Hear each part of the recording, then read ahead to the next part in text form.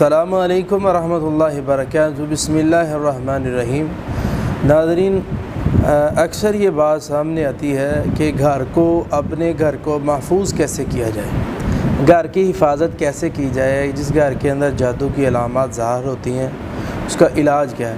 ایک ہوتا ہے دم کے ساتھ علاج، ایک ہے گھر کی حفاظت کے کچھ طریقے اسلام نے دیے ہیں کہ آپ ان طریقوں کو اگر استعمال کرتے ہیں تو آپ کو اللہ پاک انشاءاللہ محفوظ۔ ہم دم تو کرتے رہتے ہیں لیکن ہم وہ حصار نہیں کرتے، وہ طریقے استعمال نہیں کرتے جو اسلام نے دیے ہیں۔ گھر کو حفاظت کرنے کا، گھر کی حفاظت کرنے کا سب سے پہلا طریقہ یہ ہے کہ ہم گھر کے اندر داخل ہوتے ہوئے دعا پڑھیں، جو کہ ہم نہیں پڑھتے۔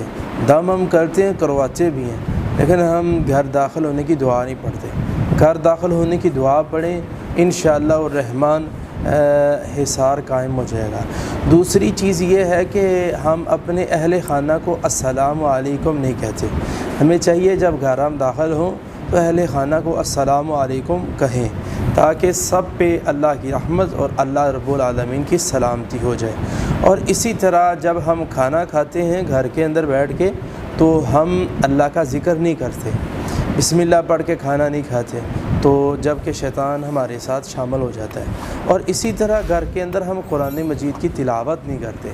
گھر والے افراد، بہن، بھائی، بیٹی یہ تلاوت نہیں کرتے، قرآن مجید پڑھتے ہی نہیں ہیں۔ اور اسی طرح ہم گھر کے اندر رہتے ہوئے سورہ بقرہ کی تلاوت نہیں کرتے۔ سورہ بقرہ پڑھنی چاہیے، جس گھر میں سورہ بقرہ پڑھی جاتی ہے اس گھر کے اندر جادو ختم ہو جاتا ہے۔ اور اسی طرح گھر کے اندر رہتے ہوئے ہمیں اور کیا کام کرنے چاہیے؟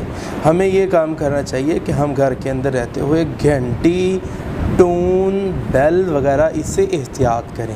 جس گھر کے اندر ٹون ہوتی ہے، بیل ہوتی ہے، میوزک ہوتا ہے، اس گھر کے اندر شیطان آتے ہیں۔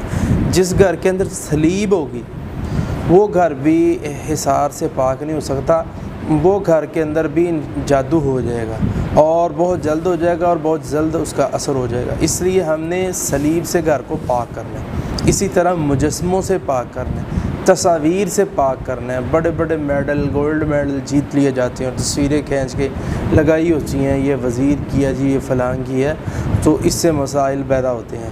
اور اسی طرح گھر کے اندر رہتے ہوئے ہمیں اور کیا کرنا چاہیے؟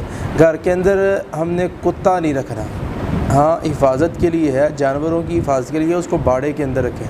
تو کتے سے گھر کو جو گھر کے اندر کتا ہے اس گھر سے کتے کو نکال دیا جائے۔ ایک تو نیکیاں ختم ہوتی ہیں، دوسری چیز یہ ہے کہ شیاطین غالب ہوتے ہیں۔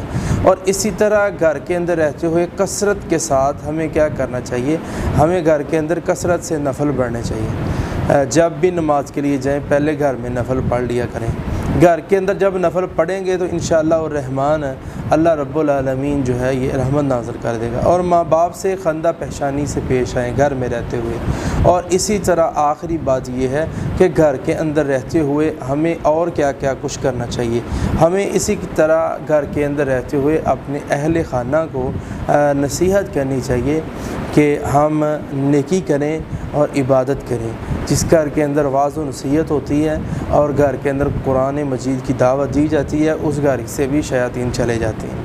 یہ کچھ حصار تھے، اللہ ان پہ ہمیں عمل کرنے کی توفیق عطا فرمائے۔ وما علینا الا البلاغ۔